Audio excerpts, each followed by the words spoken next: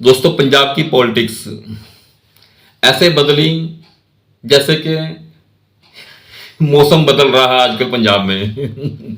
आपको अनुमान ही नहीं होता है कि इतनी धूप है, शाम को बरसात पड़ जाएगी या ओले पड़ जाएंगे या शाम को आंधी चलनी शुरू हो जाएंगी। दिन भर आप गर्मी में काट लेंगे, लेकिन थोड़ी देर के बाद मौसम में कैसे करवट लेगा कुछ अंदाजा नहीं।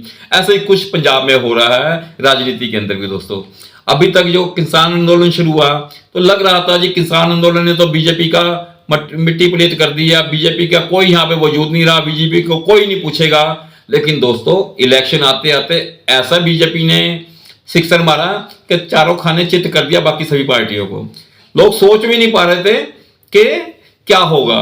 दोस्तों, एक जो फिल्म थी अक्षय कुमार की खिलाड़ी, जिसमें माया रेखा जी बनी हुई थी, जिसमें वो फाइटर था, ये फाइट करने के उसमें एक सीन आता है कि शायद आज फाइट हो ही ना, क्योंकि उन्होंने दूसरे फाइटर का जो फाइटर था उसको खरीद लिया था। आप मेरी बात समझे। अब पंजाब में जिन लोगों ने बीजेपी से फाइट करनी थी वो सारे बीजेपी में ही आने आ रहे हैं और लाइन बनाकर आ रहे हैं। तो बीजेपी के लिए मैदान तो अपने आप क्लियर कर दिया इन्होंने। बीजेपी को सब कुछ सजा सजाया हाथ में देने को तैयार हो गए। वो ऐसे नहीं हो गए कि उन लोगों को बहुत बीजेपी के ऊपर प्यार आ गया, और उन्होंने भी हवा का माहौल देख लिया कि पानी किस तरफ बह रहा है, उस तरफ भाव के साथ चलने का फायदा है। बीच विपरीत भाव के चल के कुछ हासिल नहीं होगा। जैसे कि हम बात करूं, रवनीत बिट्टू ने बिल्कुल मौके पे चौका मारा, पार्टी ज्वाइन करी और पार्टी ने तुरंत उसको टिकट भी दे दिया, लुधियाने से लीजिए, आप खड़े होइए, आप जीतिए। अब बताइए, कांग्रेस की मिट्टी पली तो उसने एकदम सीधे से करा दी। कांग्रेस के वो लोग इतने मतलब के कट्टर कांग्रेसी परिवार से रहा, बेअंत सिंह जी की फैमिली से आता है वो। बेअंत सिंह जी ने कांग्रेस को पंजाब में खड़ा करने में सबसे बड़ा योगदान बेअंत सिंह जी का था, वो टेररिज्म के बाद से। लेकिन वो भी इतना मतलब सोफोकेटेड सा फील कर रहा था कांग्रेस के अंदर, तो उसको भी छोड़ना मजबूरी पड़ी, क्योंकि अब कांग्रेस नहीं रही, वो भी दूसरे दलालों के हाथ में घूमने वाली पार्टी से बन के रह गई इस समय। ऐसे ही महारानी परनीत कौर पटियाला से, जो कैप्टन साहब की वाइफ है, जो चीफ मिनिस्टर हैं पंजाब के, तो उन्होंने भी छोड़ा कांग्रेस का साथ, और वो भी बीजेपी में है, और उनको पटियाला से उनको भी टिकट मिल गई। तो दोस्तों, हंसराज जी को हंस टिकट दे दिए इन्होंने फरीदकोट से, वो भी अच्छा परफॉर्म कर जाएंगे अपनी इसी जगह से। ऐसे ही है जो अमृतसर से टिकट दिए तरनजीत सिंह जी को, उन्होंने वो भी अच्छे एम्बेसडर रहे हैं, एसजीपीसी पे उनकी पूरी अच्छी पकड़ है, और अच्छा खासा वो भी मतलब के पॉजिटिव वे में वो भी सीट जीत के आ सकते हैं वहां से। दोस्तों, तो बीजेपी ने एक ऐसा तिकड़म बिठाया दोस्तों कि मतलब बाकी पार्टियां सोच ही पा रही थी कि इनका कटाश कैसे करेंगे। उन्होंने उन्हीं के प्लेयरों के साथ खेलना शुरू कर दिया जिनके ऊपर वो लोग दांव लगाने की सोच रहे होंगे। ऐसे जलंधर से रिंकू जी हैं, जो कि आम आदमी पार्टी के अभी 1 साल पहले ही जीत के आए थे, जो सीट खाली हुई थी चौधरी साहब की डेथ के बाद से, तो सीट पर रिंकू जीते, और रिंकू बीजेपी के कैंडिडेट को नो डाउट हरा कर जीते थे। लेकिन अब देखिए, रिंकू जी को वो बीजेपी में आ गए हैं, उनके लिए मैदान खाली हो गया। यहाँ से नो डाउट पार्टियां खड़ा करेंगी, उनको क्रिटिसाइज भी करेंगी, लेकिन जीतना उनके लिए ज्यादा मुश्किल नहीं रहा। दोस्तों, तो बीजेपी में लोग छोड़ के आ रहे हैं, उनके साथ क्या कर लिया। अगर हम सोचते हैं एक एमपी छोड़ के आ गया, नहीं, एमपी के साथ तो बहुत सा कार्यकर्ता भी साथ में जुड़कर आते हैं, बहुत से लोग इंटरनल जुड़कर साथ में आते हैं कि यार वो भी बीजेपी में गया, तो क्यों कारण है, क्या कारण है कि बीजेपी की तरफ लोगों का झुकाव हो जा रहा है। तो दोस्तों, लोगों ने देखा कि जिस प्रदेश में बीजेपी की सहयोगी या बीजेपी की अपनी सरकारें होती हैं और सेंटर वहां पे कुछ ज्यादा मेहरबान होता है, इसमें कोई शक वाली बात भी नहीं। हर आदमी अपने बच्चे को ज्यादा प्यार करता है तो वो सेंटर तो करेगा। इसका ये भी मतलब नहीं है कि सेंटर दूसरे स्टेट्स को परवाह नहीं करता, लेकिन वहां पे हर चीज मांग के आपको स्ट्रगल करके लेनी पड़ती है, जो कि अपने आप यहाँ अपने स्टेट्स में आपको आसानी से मिल जाती हैं।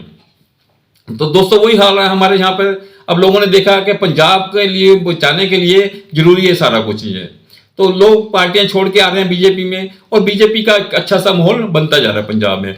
वैसे भी बीजेपी का जो वोटर था शहरी और गांव का जो गांव का वोटर था, गांव के वोटर्स में कुछ हैं कट्टरपंथ के साथ जो जुड़े हुए हैं, किसान आंदोलन के जिनको समझ नहीं है, वो लोग जरूर जाएंगे बीजेपी के अगेंस्ट। लेकिन दोस्तों, बाकी अब उनका इतना आधार भी नहीं रहा, क्योंकि लोग पढ़े लिखे वाली बातें करने शुरू हो गए हैं, समझदारी देख रहे हैं, लोग देश की तरक्की देख रहे हैं, तो क्यों नहीं वो बीजेपी के साथ जाना पसंद करेंगे।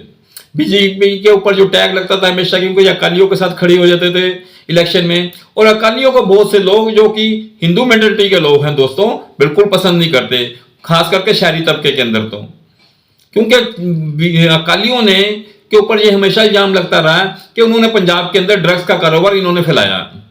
पहले तो पंजाब में टेररिज्म के दौर के बाद से ये उल्टी सीधी घटनाएं तो होती थी, लेकिन ड्रग्स का इतना इन्फ्लुएंस नहीं था। लेकिन अब ड्रग्स ने पंजाब की जनरेशन खराब करनी शुरू कर दी है। लोग डर के मारे भी अपने बच्चों को बाहर भेज रहे हैं कि पंजाब में रहेंगे तो ये नशे के आदी बन जाएंगे दोस्तों। तो ऐसा माहौल आ गया, लोग भी परेशान हैं कि क्या बीजेपी हमेशा इनके साथ खड़ी हो जाती है जिनके ऊपर हमेशा इस तरह के इल्जाम लगते रहे इस पार्टी के साथ, तो लोग वोट पाने से भी कतराते थे। लेकिन अब बीजेपी के फैसला लिया कि हमें पंजाब में अकेले इलेक्शन लड़ना है, तो ये बहुत अच्छा रहा, उनके लिए सराहनीय कदम रहा। उनको भी ऐसी उम्मीद नहीं होगी कि बीजेपी का ये डिक्लेयर करने के साथ ही कि पंजाब में अकेले इंडिपेंडेंट इलेक्शन लड़ेंगे कि इतना बड़ा बदलाव आ जाएगा।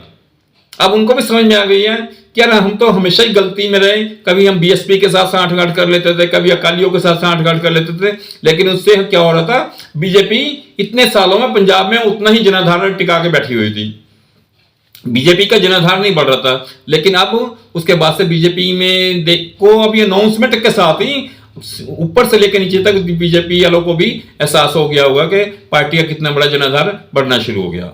और रही वही दूसरी कांग्रेस की बात, तो दोस्तों कांग्रेस ने तो अपना मतलब कि इतना बुरा हाल कर लिया है प्रदेश के अंदर कि कांग्रेस का तो अब आने वाले टाइम में सुफड़ा साफ होता ही नजर आ रहा दोस्तों। क्योंकि कांग्रेस के जो लीडर्स हैं वो मतलब कि जो टॉप लीडर्स हैं बेसिकली, उनके पास कोई डायरेक्शंस नहीं है अपने लीडर को देने के लिए, पंजाब के लिए कोई रोड मैप नहीं है उनके पास।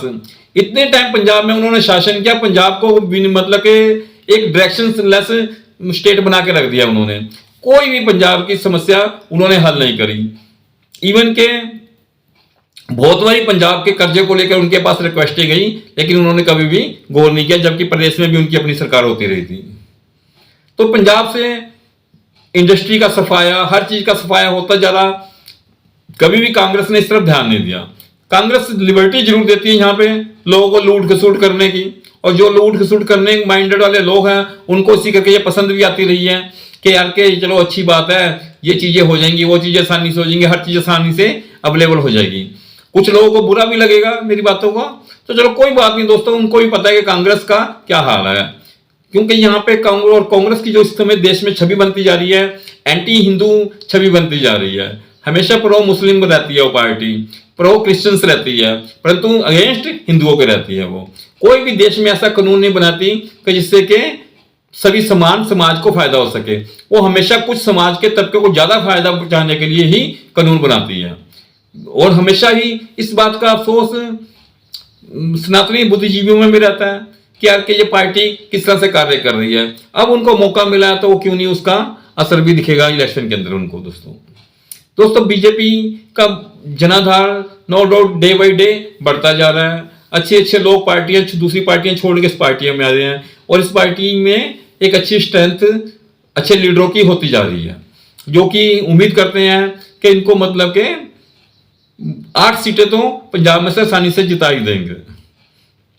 आने वाले इलेक्शन में ये तो अभी क्लियर होंगी, लेकिन जो अनुमान है कि 8 सीटें बीजेपी पंजाब में आसानी से निकाल पाएगी। दोस्तों मिलते हैं दोस्तों अगली वीडियो में, तब तक अपना ख्याल रखिएगा। इलेक्शन में थोड़ी सी अभी देर है क्योंकि पंजाब के वोटें पड़ने में, तब तक गहमा गहमी तेज हो रही है, धूप भी बढ़ रही है, कभी बरसात भी हो रही है, लेकिन आप बदलते मौसम में मत बदलना, ख्याल रखना आप अपना। मिलते हैं दोस्तों एक अगली वीडियो में।